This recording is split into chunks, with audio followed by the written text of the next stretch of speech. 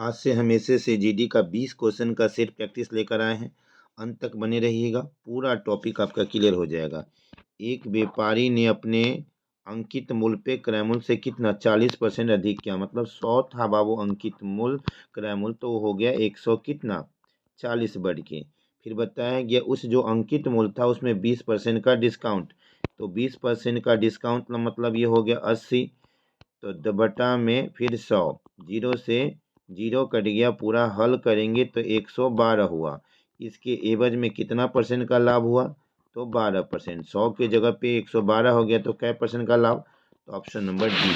अगला क्वेश्चन, किसी घड़ी का अंकित मूल्य कितना है बाबू, 800 रुपया है, उसमें क्रमिक बट्टा में अंत में उसे 612 में बेचता है।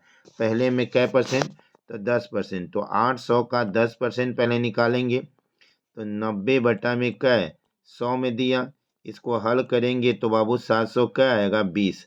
अब क्या है 612 लास्ट में कर दो, तो पहले ये दोनों का अंतर कर दो, तो यहाँ आ जाएगा 8 0 108, और 108 के कंपेयर में कितना था ये 720, तो 720 कर दो और गुने क्या बाबू 100, जीरो से जीरो ये 5 हो गया, ये हो गया 36, और 36 से 3 बार 5 3 15, option number C.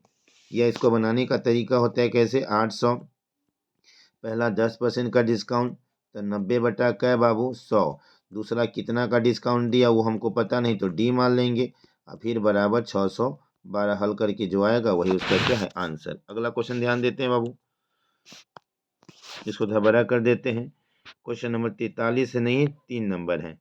Question number 3 देखिए, क्वेश्चन नंबर 3 देखिए, बोला क्या गया है कि दो संख्या जो है तीसरी संख्या से क्रमशः 20 और कितना 50, इसका मतलब एक 20 अधिक है और एक कितना अधिक है बाबू 50, एक कितना अधिक है 50, तो 150 हो गया, जीरो से जीरो रेशियो मानेंगे तो 4, और ये हो गया 5, तो 4:5, ऑप्शन नंबर बी। अगला बोला है कि किसी वस्तु का क्रय मूल्य और विक्रय मूल्य का अनुपात, मतलब CP जो हो गया कॉस्ट प्राइस जो A हो गया, और सेलिंग प्राइस जो हो गया वो बी हो गया। अब बोला है कि बी जो है ए का कितना परसेंट, तो 200%। अब इसको हल करेंगे तो डबल जीरो से डबल जीरो, तो ये आएगा नीचे आ जाएगा, तो बी बटा ए बराबर 2/1। कहने का मतलब कि 1 रुपया में कोई सामान खरीदे उसे 2 रुपया में बेचे तो 1 रुपया का लाभ, और फिर नीचे क्रय मूल्य तो 1 अगुने कै बाबू 100, तो 100% का लाभ हुआ। ओके, अगला क्वेश्चन देखिए, तीसरा के बाद जो भी सेक्शन का है थोड़ा बड़ा कर देते हैं। बोला गया है कि एक आदमी नौका को 30 किलोमीटर अनुप्रवाह जाकर फिर कुल 8 घंटे में लौट जाता है, माने वहां से गया और फिर आ गया, और उसको जाने आने में कितना घंटा लगा 8 घंटा। क्लियर है। और शांत जल में नौका की चाल, शांत जल में नौका की चाल मतलब बी का, और धारा मतलब हम डब्लू का कै गुना 4 गुना, तो बी बटा क्या है डब्लू बराबर 4 बटा क्या आया 1 आया। अब हल करना है, अब जब दिशा में जाएंगे तो प्लस, पहले 30 किलोमीटर है, ये दोनों को आपस में जोड़ेंगे तो ये हो जाएगा 5x हो जाएगा, और फिर इसको घटाएंगे विपरीत होगा तो ये 3x हो जाएगा, बराबर कितना बाबू बराबर 8 घंटे। ये कट जाएगा 6 से, ये कट जाएगा 10 से, ये दोनों को हम जोड़ेंगे 6 और 10 को, तो 16 बटा में x बराबर 8 3 क्या है 24, तो x का मान कितना आ गया 3, x का मान कितना आ गया 3, और आपको धारा की चाल पूछ रहा है तो धारा W मतलब सीधे x था, तो x का मान 3 आया, ऑप्शन नंबर डी। अब बोला है कि दो नल किसी टंकी को 20 मिनट और 30 मिनट में भरता है, कई बार बता चुके, तो ये 20 हो गया और ये कितना हो गया 30 हो गया, दोनों को खोल दिया जाए तो ये 60 हो गया, ये कट जाएगा 3 से और ये कट जाएगा 2 से, और दोनों को जोड़ दीजिए 5 12 25 60, ऑप्शन नंबर बी। क्लियर है।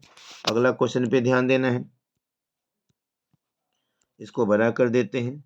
बोला है कि 1 से 60 तक का, यहाँ ध्यान देना है 1 से 60 तक प्रथम 60 संख्याओं का योग, इसका ट्रिक होता है प्रथम n इंटू n प्लस 1/2।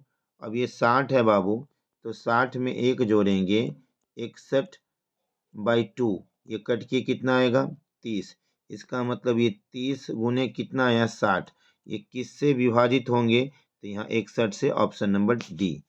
अब यहाँ पे है रेकरिंग का क्वेश्चन है, तो 0.0345 डबल पे रेकरिंग, तो कुछ नहीं करना है, लिख देना है 0345, जितना पे रेकरिंग नहीं है उसको माइनस कर देना है, कै गो पर रेकरिंग है, 2 गो पर, तो 2 9 लिख देना है, 2 गो पर नहीं है तो 2 0 रख देना। अभी दोनों का अंतर करो, तो यहाँ पे आ गया बाबू 2, यहाँ पे आ गया 4, और यहाँ पे 3, और बटा में 9900, क्या आ गया बाबू 9900। अब इसको नॉर्मली क्या है काटिए, और काट के जो आएगा वही आपका क्या होगा आंसर होगा।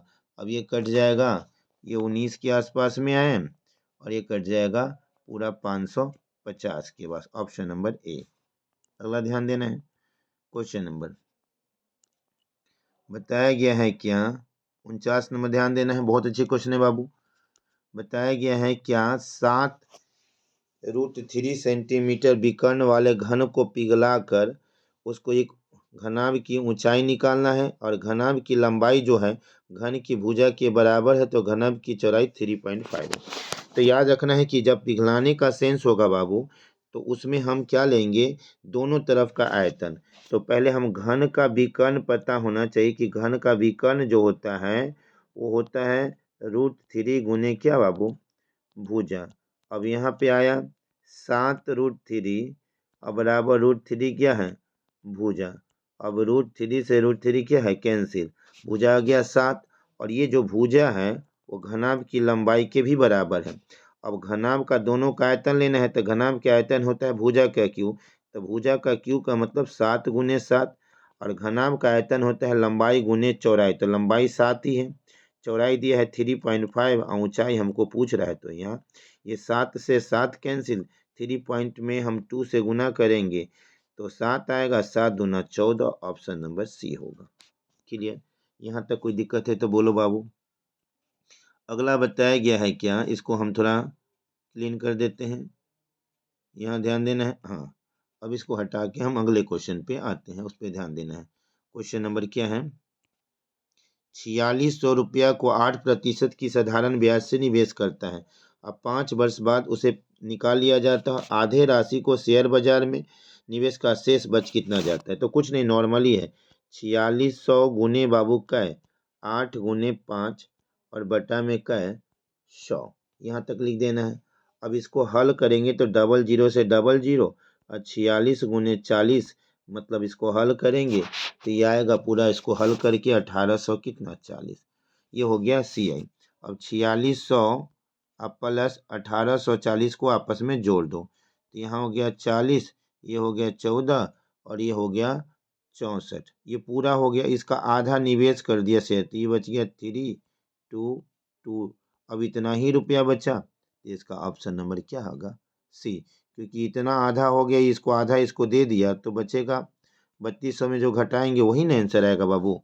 अगला ध्यान देना है, थोड़ा बड़ा कर देते हैं, अंत तक बने रहिएगा, वीडियो काफ़ी यूजफुल होगा बाबू आपका, थोड़ा लाइक भी कर दीजिएगा और मनोबल को बढ़ाते रहिएगा। अब ध्यान आते हैं, बोला है गया क्या है 7 प्लस 3 √, बाबू 5, और फिर है 7 माइनस 3 √5। अब यहाँ ध्यान देना है, एगो प्लस में है और एगो माइनस में है, अब वर्गमूल का चिन्ह निकालना है, इसका मतलब a का स्क्वायर और माइनस b का स्क्वायर, तो 7 का स्क्वायर और फिर 3 √ क्या है 5 का क्या है स्क्वायर, तो 7 का इसका हो गया इतना, तो 7 का स्क्वायर 49, ये 9 × 5 = 45 हो गया, इसको हल करेंगे तो 4 और 4 का वर्गमूल 2, ऑप्शन नंबर सी।